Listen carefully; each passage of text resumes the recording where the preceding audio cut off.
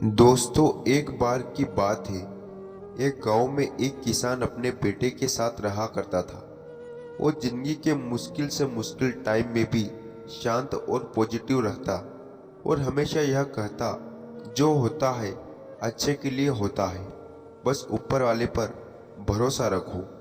उसके पास एक घोड़ा भी था जिससे वह बहुत प्यार करता था और उसे अपने परिवार का सदस्य मानता था। एक दिन वह घोड़ा कहीं चला गया। किसान ने पूरे गांव में उसे ढूंढा, पर वह कहीं नहीं मिला। सभी गांव वाले इकट्ठा होकर किसान के पास गए और दुख जताते हुए बोले, आपका घोड़ा खो गया है, यह बहुत बुरा हुआ, आप बहुत बदकिस्मत थे। इस पर किसान ने मुस्कुराते हुए कहा, भले ही मेरा घोड़ा खो गया, पर जो होता है अच्छे के लिए होता है। मुझे ईश्वर पर पूरा विश्वास है। गांव वालों को किसान की यह बात समझ नहीं आई और वह अपने अपने घर पर चले गए। कुछ महीनों बाद वो घोड़ा वापस आ गया और इस बार वह अपने साथ कई और जंगली घोड़े ले आया।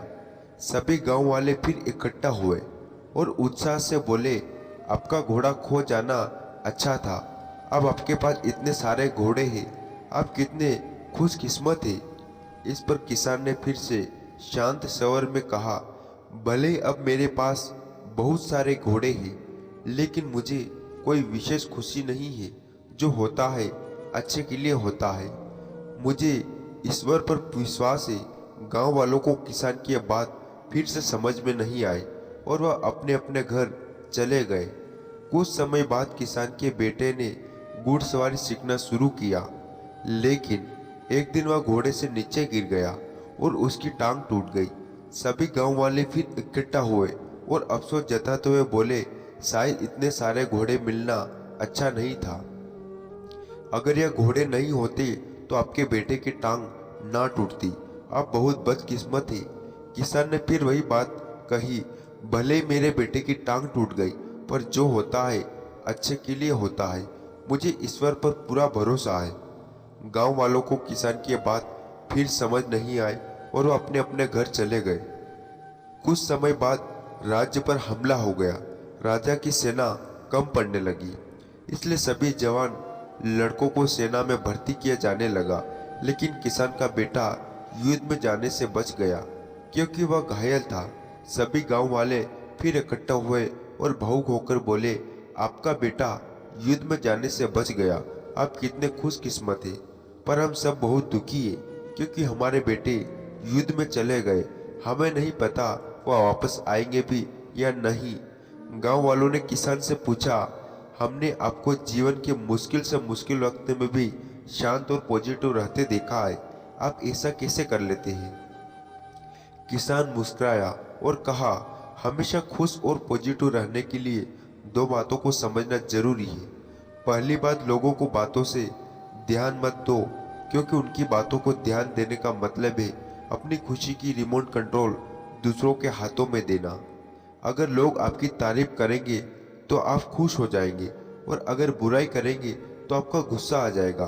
अगर आप लोगों की बातों पर ध्यान दोगे तो आपका दिमाग अशांत हो जाएगा और आप अपने जीवन के जरूरी कामों पर ध्यान नहीं दे पाओगे।